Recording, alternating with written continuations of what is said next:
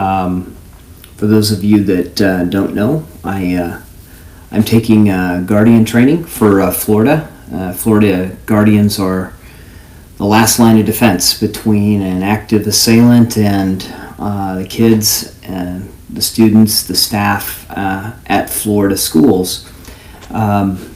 Florida Guardians, the Guardian program was established last year after the tragedy at Stoneman Douglas. Senate Bill 7026 provided for a Guardian program so that every school campus in the state of Florida could have an armed response, one that would be on campus and be there quickly. And so I've been going through Guardian training so that I can better understand it and better represent the program, because I'm often asked to address it in the public and defend the program. There's a lot of misgivings and misconceptions about the program. I think the misconceptions are mostly, or the misgivings are mostly tied directly to the misconceptions of the program. So I think a lot of folks think, oh boy, more guns on our campuses, how can that be safe? You're arming teachers, you're just indiscriminately handing out firearms to teachers. Well, nothing could be further from the truth. And so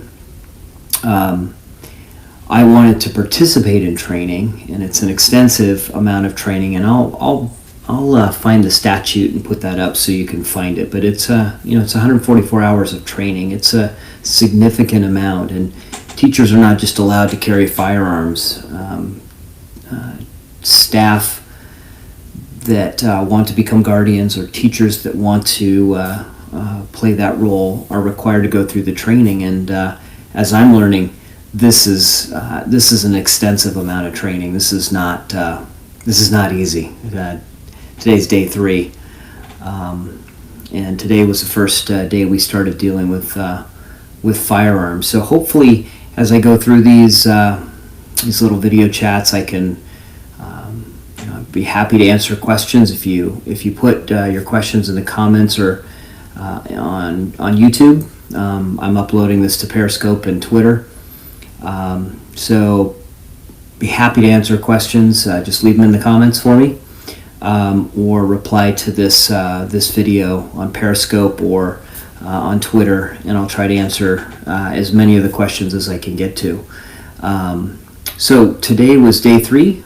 Today was the first day of classroom training on firearms. And so today we learned about handguns and rifles. We learned about the proper stance, the proper grip, how to acquire the right sight picture and do sight alignment. We learned about breathing. We learned about concentration. We learned about a good grip on the firearm and getting, and we learned how to pull the trigger, right? We learned the operations of the firearms that Guardians will use. And again, I'm not going to go into anything confidential, but I'll just say we learned the operational theory of those firearms and how to operate them, how to clean them, how to fix issues that come up when they malfunction. We learned about law enforcement topics like cover and concealment and what those mean, and how to take advantage of those. We learned about threat recognition, reaction time, verbal commands, how to safely handle firearms and how to approach them. We learned about engaging non-deadly threats that may be present in our schools, and of course, we learned a little bit more today about being that last line of defense and what that might mean. So a lot in there. I'll try to make these videos. I'm just learning how to do this, so I apologize. These are pretty crude. As I get better at this, I'll put more, I'll put more information in the videos. But I just want to, kind of share my experiences, what I'm going through. And again, another 8 hours, another full 8 hours today. We took a pretest, 100 questions on the pretest. every module has a pre-test and a post-test to make sure that we're understanding and comprehending what we're learning. So again, 100 questions on the pre-test. We'll have 100 questions on the written post-test around the topics we learned today. And you have to pass with an 85 or higher. Otherwise, you don't qualify. You don't go forward in the program. So as I mentioned in day one, we learned a lot about understanding our own implicit biases and getting training on that.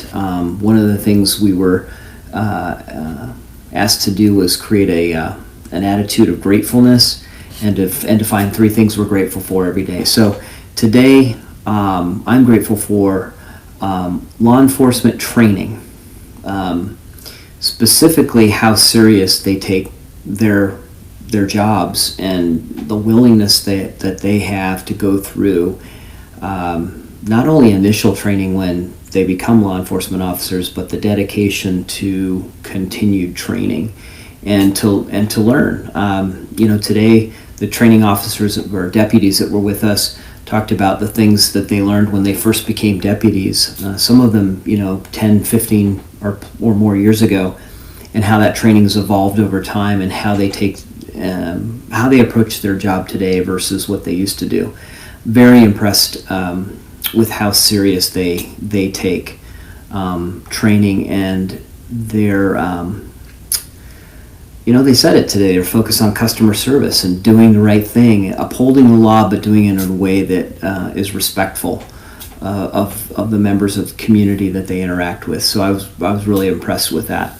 I want to thank, and I'll probably do this more than once, but I'm grateful for the Polk County Sheriff's Department for allowing me to participate in the training. This is just a great opportunity for me. And number 3, I'm grateful for air conditioning, because we're going to be outside. It's summertime in Florida.